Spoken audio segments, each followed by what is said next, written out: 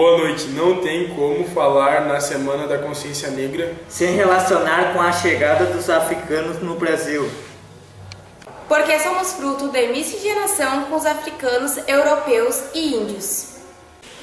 Veja a importância da cultura africana em nossas vidas. África, o chamado continente negro. Lugar da espaçonave Terra, onde há milênios a espécie humana nasceu. Espaço geográfico que vem abrigando ao longo dos tempos sociedades, línguas e culturas muito variadas. A África nunca foi uma realidade homogênea, em termos humanos ou culturais. Alguns povos africanos, vindos de Angola, do Congo, de Moçambique, da Nigéria, do Antigo Daomé e de outras partes do continente negro, atravessaram o Oceano Atlântico para desembarcar no Brasil. E esses negros passaram a ser a massa substancial da força de trabalho de fazer o Brasil. Toda a cultura brasileira está impregnada dessa herança africana. Sua presença fez quase tudo que aqui se fez. No continente americano, o Brasil foi o país que importou mais escravos africanos. Entre os séculos XIV e meados do século XIX, vieram cerca de 4 milhões de homens, mulheres e crianças ao Brasil. Os africanos que primeiro chegaram aos trópicos brasileiros vieram da costa ocidental africana ao norte do Equador. Foi o chamado Ciclo da Guiné. Depois foram os bantus. A palavra bantu significa os homens. Vinham das regiões de Angola e do Congo. A África era um continente de escravos e de senhores de escravos. No Reino do Congo, a aristocracia empregava escravos no cultivo dos campos. Entre os negros alçás, escravos eram comprados e vendidos, usados como soldados e lavradores, servindo ainda de moeda para transações comerciais. Assim, quando europeus e africanos se encontraram, ambos já sabiam muito bem o que era escravidão.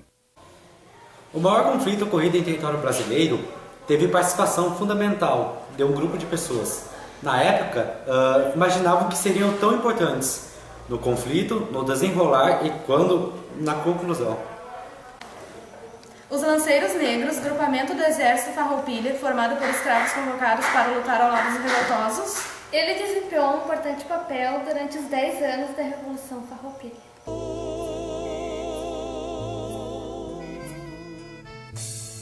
Sem a luz da escola, nem leitos e estradas, na causa farrapa um pelotão de escravos. Partiu da senzala, buscando horizontes, repontando anseios por campos de bravos. Mãos com cicatrizes e pés calejados, empunhando as lanças rumo ao fim sinistro,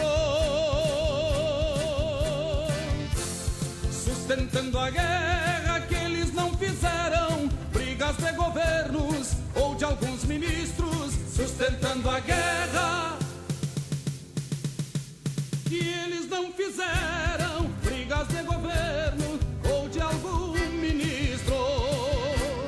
E no ponche verde as flores que nascem parecem bandeiras da luta tenaz, onde os combatentes e lanceiros negros plantaram com sangue a semente da paz. E no ponche verde as flores que nascem parecem bandeiras da luta tenaz, onde os combatentes e lanceiros negros plantaram com sangue a semente da paz. Na sociedade brasileira do século XIX havia um ambiente favorável ao preconceito racial, dificultando enormemente a integração do negro. De fato, no Brasil republicano predominava o ideal de uma sociedade civilizada que tinha como modelo a cultura europeia, onde não havia participação senão da raça branca. A busca por melhores condições de vida levou à formação dos movimentos negros que lutaram no século XX e continuam nesse século por uma igualdade social. Várias conquistas ocorreram, mas ainda hoje, no Brasil, é possível ver os reflexos dessa história de desigualdade e exploração. O Dia da Consciência Negra é comemorado em 20 de novembro. Essa data homenageia o Zumbi. o escravo que foi líder do Quilombo dos Palmares. Zumbi morreu em 20 de novembro de 1695.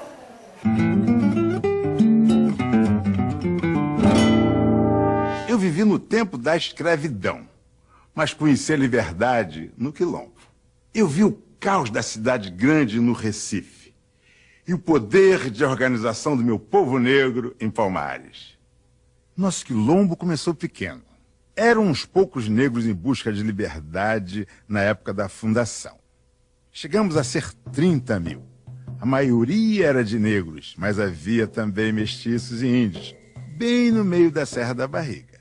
Ainda criança fui arrancado daqui e, como escravo, fui criado por um padre branco na cidade. Recebi, no batismo, o nome de Francisco. Fugi e voltei para Palmares. Os colonizadores e exploradores sempre tentavam invadir o nosso território. Em 120 anos, foram 66 combates. Nossos inimigos propuseram um acordo com o qual eu não concordei, mas Ganga Zumba, que era rei, achou que eles iam cumprir o prometido. Não cumpriram e Ganga deixou Palmares.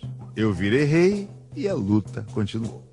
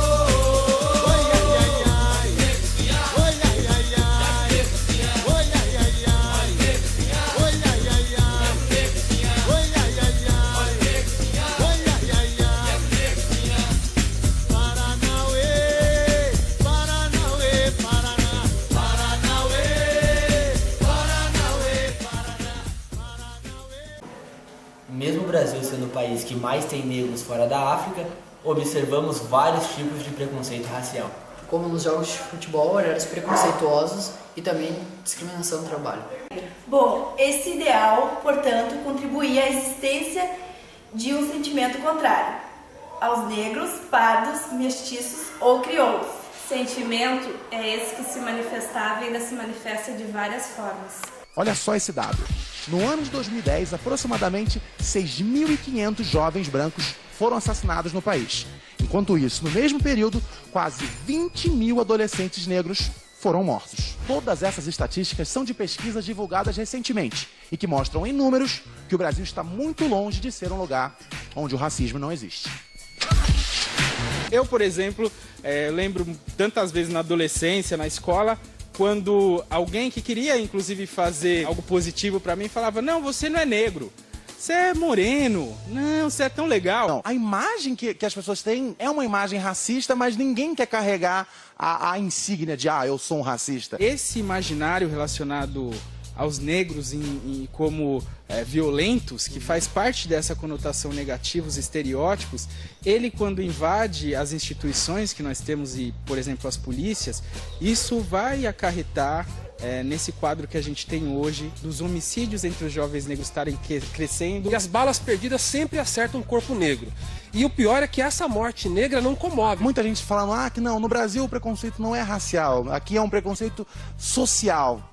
Não é bem isso, né? O povo brasileiro é mestiço, é verdade, é um povo misturado, mas essa mistura a gente não vê nos espaços de privilégio. Então a gente diz, o Brasil é um país da democracia racial. Mas cadê essa democracia racial na USP, por exemplo, onde não tem negros, onde a presença negra é ínfima?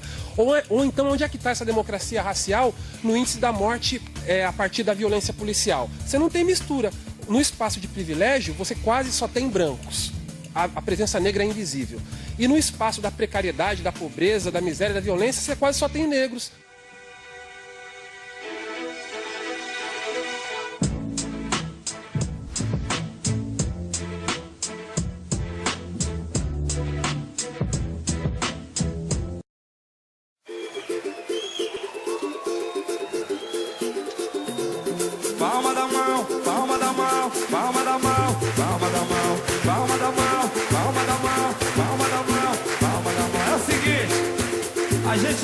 desistir do que a gente quer. Por isso que Deus existe, para que a gente tenha fé sempre.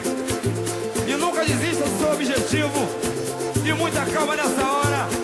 E deixa acontecer naturalmente, que o bicho vai pegar. Quem cultiva a semente do amor segue em frente, não se apavora. Se na vida encontrar sabor, vai saber esperar a sua hora. Quem cultiva a semente do amor segue em frente, não se apavora.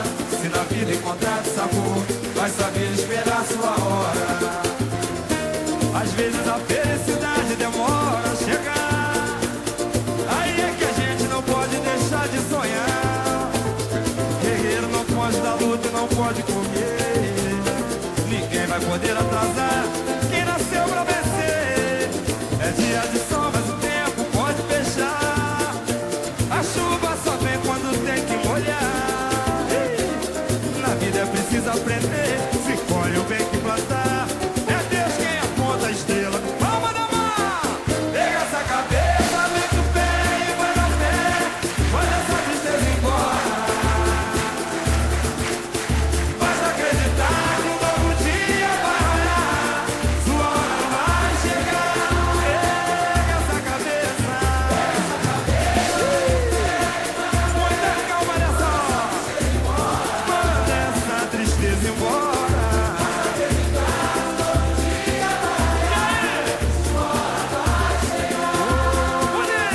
Quem cultiva a semente do amor segue em frente, não se apavora. Se na via para a mão, vai saber esperar a sua hora. Quem cultiva a semente do amor segue em frente, não se apavora. Se na vida encontrar sabor, vai saber esperar a sua hora.